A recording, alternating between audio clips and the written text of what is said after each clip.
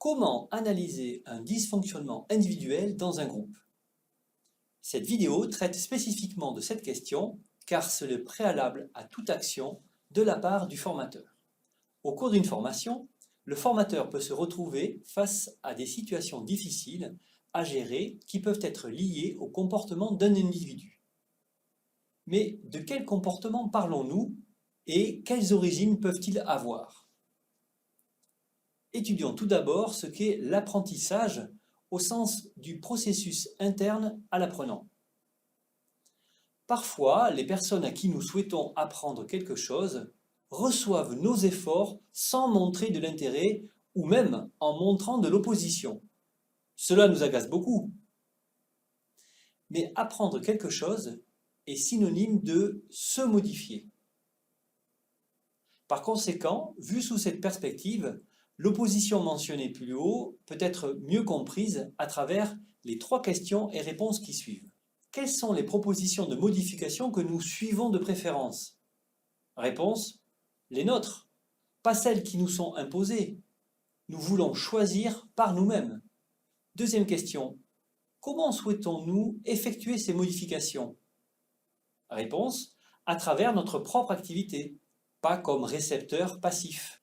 Troisième question: quand est-ce que nous osons accepter des modifications? Eh bien, quand les autres, c'est-à-dire nos collègues, les acceptent aussi. Par conséquent, quand ils s'opposent, les choses deviennent plus difficiles.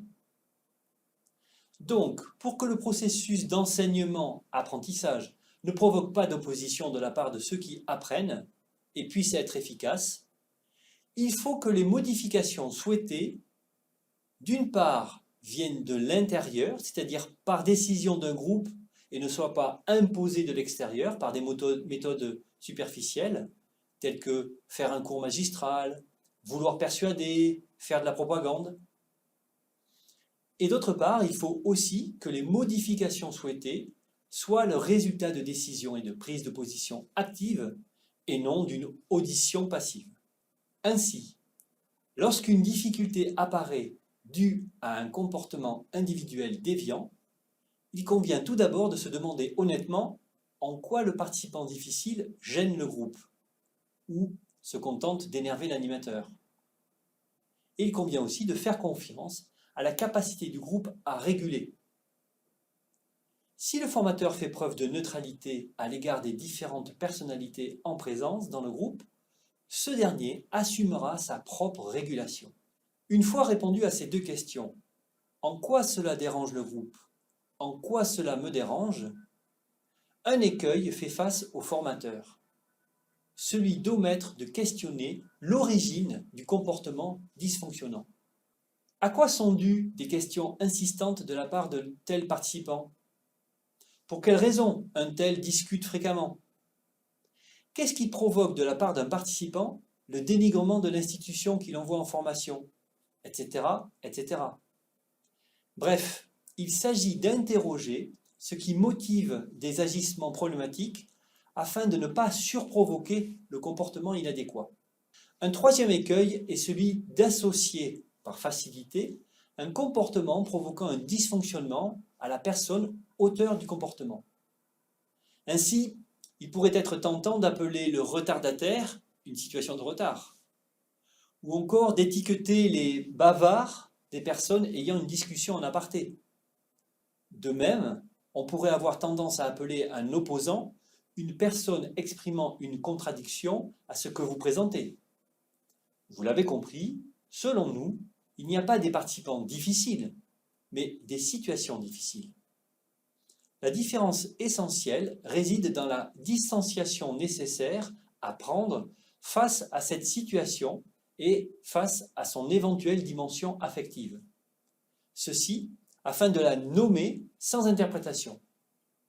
Il vaut mieux prendre le temps de bien caractériser le dysfonctionnement sous peine d'adopter une solution inadéquate. Enfin, le dernier écueil de l'analyse d'un dysfonctionnement consiste à se laisser prendre au jeu relationnel initié par une situation délicate avant même de l'avoir analysée. Par exemple, imaginons des contestations fréquentes de la part d'un participant ou des questions pièges d'un autre. Ceux-ci cherchent sans doute à valoriser leur place au sein du groupe, à apparaître comme des personnes avec qui il peut compter, à briller en arrachant une partie du pouvoir supposé de l'animateur.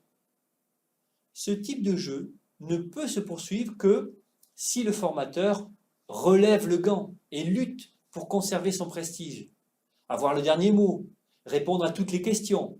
Bref, s'il s'engage dans le jeu de la performance, tandis que le groupe compte les points. En résumé, voici quelques conseils. Observez attentivement le groupe et les individus. Cherchez à élucider les causes profondes des agissements d'un individu posant problème. Nommez les faits observés et exprimez-les pour vous assurer que vous n'êtes pas le ou la seule à les interpréter de la sorte. Enfin, accompagnez le mouvement du dysfonctionnement plutôt que de le traiter en mode action-réaction.